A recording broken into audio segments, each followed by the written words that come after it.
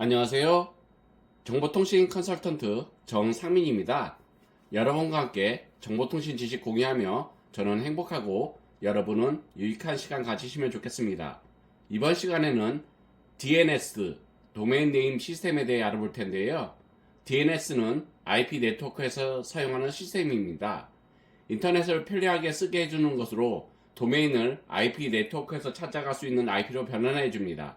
모든 웹사이트 주소를 도메인 대신 IP로 외운다면 외우기도 어렵고 직관적이지도 않으며 IP를 한 자릿수만 잘못 입력해도 엉뚱한 사이트로 갈 위험도 있습니다. 도메인도 비슷한 문제가 있지만 머레어 방지 DNS 서버를 사용하면 사전 예방이 가능합니다. 이 DNS를 운영하는 서버를 네임 서버라고 합니다. 합쳐서 도메인 네임 서버라고 하겠습니다. 서버 구축에 대한 지식이 있으면 어렵지 않게 구성하는 것이 가능합니다. 규모가 있는 사이트의 경우에는 네임 서버를 자체 운영하는 경우가 많습니다. ns lookup 명령어의 ns가 네임 서버입니다. 개인용 네임 서버를 운영해보고 싶다면 AD가드 홈 등의 무료 서비스로 쉽게 구축 가능합니다. 물론 전 세계의 웹사이트의 주소를 개인 서버에 저장해두고 업데이트한다는 건 불가능하므로 실제 응답을 개인 서버에서 하는 건 아니지만 기존의 DNS 서비스에 더해 여러가지 개인 설정을 덧붙여 운영이 가능하고 단순 DNS 설정이 아닌 서버이므로 여러 기기가 동시 접속 가능합니다. 서버 자체가 털리지만 않는다면 보안도 훨씬 뛰어나고 DNS 자체에서 광고 차단 등의 각종 기능을 커스텀할 수 있다는 것이 강점입니다. 다만 말 그대로 서버이기 때문에 24시간 가동되어야 하고 하드웨어가 따로 필요합니다. 서버가 꺼진다면 DNS 응답을 받을 수가 없으므로 인터넷 접속이 안됩니다. 이어서 DNS의 기술적 설명을 할 텐데요. DNS는 도메인 이름과 IP 주소를 서로 변환하는 역할을 합니다. 설정된 네임 서버로 DNS 요청이 들어오면 전송된 도메인 이름을 DNS 정보가 모두 저장된 데이터베이스인 DNS 쿼리와 비교한 후 해당 도메인에 맞는 IP 주소를 사용자에게 반송하여 접속이 이루어지게 만듭니다. 예를 들면 우리가 브라우저 주소창에 구글닷컴을 입력하면 네임 서버에서 해당 내용을 보고 쿼리에 대저해 본 후 A142.250.76.132 같은 응답을 하면 해당 IP로 구글 메인 페이지에 접속하게 되는 것입니다. 위 IP를 그냥 주소창에 입력해도 마찬가지로 구글 홈페이지로 접속됩니다. 응답이 항상 IP 버전 4의 형식인 건 아닙니다. DNS 통신이 암호화된 경우엔 해당 사이트와 HTTPS 연결을 서로 인증하는 통신도 같이 합니다. 리소스 레코드를 가지며 이 리소스 레코드는 AAAA, CNAME, NS, MX, SPF, PTR 등으로 이루어져 있습니다. 포드 존과 리버스 존을 가집니다. 주로 포드 존에는 도메인을 구성하는 호스트에 대한 정보를, 리버스 존에는 DNS 서버 자기 자신에 대한 정보를 기록합니다. DNS 서버에 질의하면 돌아오는 응답은 authoritative answer와 non-authoritative answer로 나뉩니다. 포트는 일반적으로 UDP 53번 포트를 사용합니다. 다만 패킷의 크기가 512바이트를 초과하거나 기타 특수한 경우에는 TCP 53번 포트를 사용합니다. 주 DNS가 있고 보조 DNS가 있는데 보조 DNS 작동 원리에 대해서는 장비마다 작동 방식이 차이가 납니다. 통상적으로 주 DNS로 쿼리하다가 주 DNS에 문제가 생기면 그때 보조 DNS가 쿼리를 한다고 알려져 있는데 일부 장비에서는 주 DNS랑 보조 DNS는 의미 없고 다 동시에 작동하는데 가장 빠르게 IP 정보를 가져온 곳을 채택한다고 합니다. 만일 가장 빠르게 찾아온 DNS 서버에서 IP 정보 없음이라고 뜰 시에는 그냥 정보 없다고 인식을 해 두 번째로 찾아온 DNS에서 IP 정보를 찾아서 오더라도 해당 내용은 채택되지 않기에 웹사이트 접속에 오류가 생긴다고 합니다. 일단 윈도우 OS가 깔린 컴퓨터 기준으로는 전자로 작동합니다. 윈도우 OS 기준으로 주 DNS랑 보조 DNS 입력창이 있는데 보조 DNS는 아예 생략하고 주 DNS만 입력해도 상관없습니다. 아니면 주 DNS랑 보조 DNS 둘 다 입력은 하되 주 DNS는 제대로 입력하고 보조 DNS를 잘못된 주소를 입력했다고 가정해도 주 DNS에 문제가 생기지 않는 이상 웹사이트 접속에 문제가 생기는 것은 아닙니다. 반대도 마찬가지입니다. 주 DNS를 잘못 입력하고 보조 DNS를 제대로 입력해도 웹사이트 접속에 문제가 생기지 않습니다. 한마디로 DNS 입력 항목에 제대로 작동하는 DNS 서버를 한 개라도 입력하면 나머지 DNS 서버는 입력은 안 하든 잘못된 거를 입력하든 DNS가 하나라도 잘 작동하면 상관없습니다.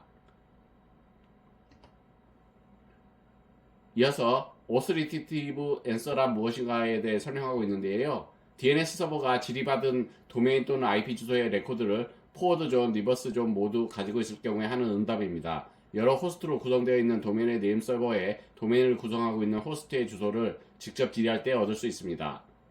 순서로서 1번 클라이언트 질의자가 응답자 ns1 다음 점 넷으로 질의할 때 쿼리의 내용은 월드와이드웹 다음 점 넷이 나타내는 걸 알 수가 있습니다.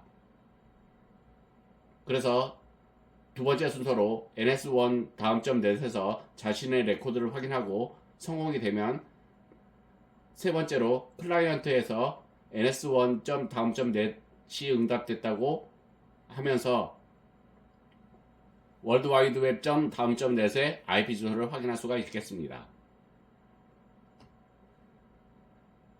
이어서 Non-Authoritative Answer에 대해 설명하고 있는데요. DNS 서버가 질의받은 도메인 또는 IP 주소의 레코드를 포워드 존, 리버스 존 중 하나 이상 가지고 있지 않을 경우에 하는 응답입니다.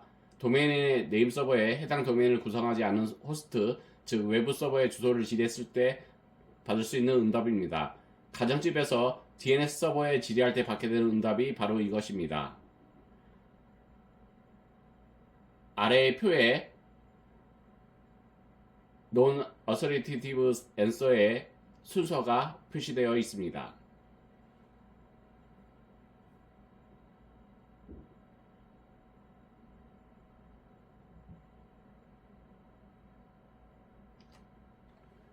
이어서 DDNS에 대해 설명하고 있는데요. DDNS 또는 Dynamic DNS라 쓰이며 실시간으로 DNS를 갱신하는 방식입니다. 주로 도메인의 IP가 유동적인 경우 사용됩니다. IP가 바뀌어도 DDNS로 설정한 도메인 값은 변하지 않기 때문에 용이하게 접속 가능합니다. 일반적으로 우리가 이용하는 포털 사이트나 각 기업, 정보기관의 홈페이지들은 해당 기업이나 기관 등이 소유한 고정 IP를 통해서 DNS 주소를 할당받기 마련인데 가정 단위에 있어서 고정 IP를 할당받는 것은 상당히 비용이 들 뿐더러 IP 출처에 의한 사생활 침해 요소가 있기 때문에 유동 IP를 사용하게 됩니다. 그런데 유동 IP에 그냥 DNS 주소를 할당해버리면 사용자의 IP가 바뀌기 전까지는 멀쩡히 작동하지만 IP 유동이 일어나는 순간 해당 주소로 들어온 트래픽은 본래 그 주소를 할당받은 사용자에게 가지 않고 새로이 그 IP를 차지하게 된 엉뚱한 사용자에게 가게 됩니다. 이를 극복하기 위해 나온 것이 바로 DDNS이며 일반적으로는 유동 IP로 인터넷을 공급받는 대다수의 인터넷 사용자들이 개인 서버나 NAS 구축을 하려 할 때 이용하게 됩니다.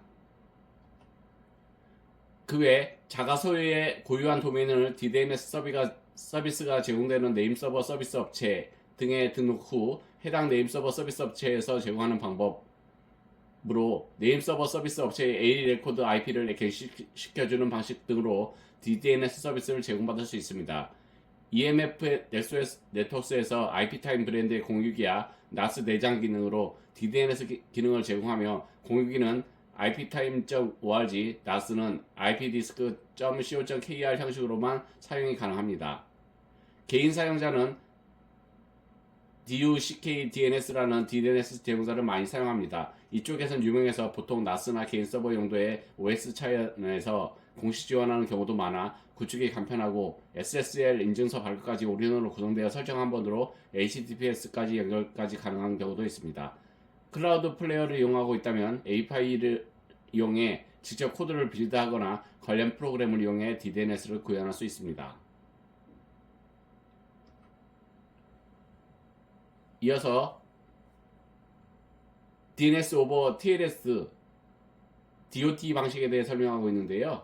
현재 인터넷상에서 DNS 요청을 할 때는 DNS 정보가 UDP, TCP 53번 포트를 통하여 평문으로 전송되는데 이는 설령 DNS 서버를 해외에 신뢰할 만한 곳으로 진행하더라도 정부나 핵피킹 집단이 패킷을 손쉽게 열람하여 사용자들의 인터넷 사용 정보를 수집하거나 패킷을 하이제킹하여 인터넷 검열에 악용할 수 있는 취약점이 있습니다. 포트는 TCP 853번 포트를 사용합니다.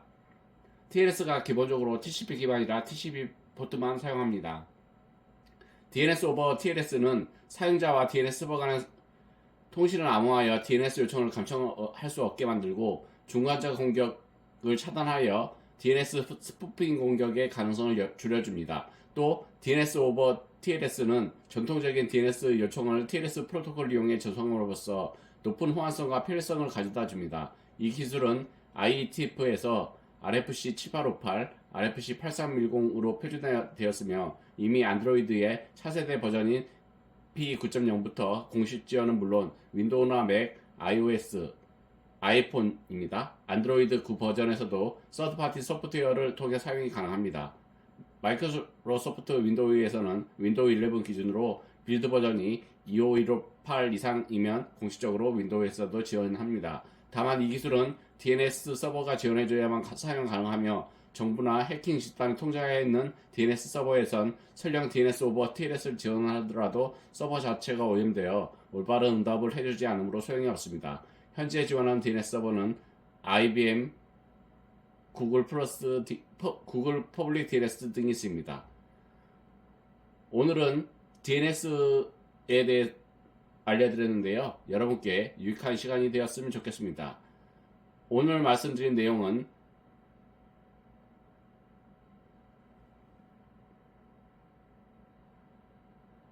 감사합니다. 즐거운 주말 보내세요.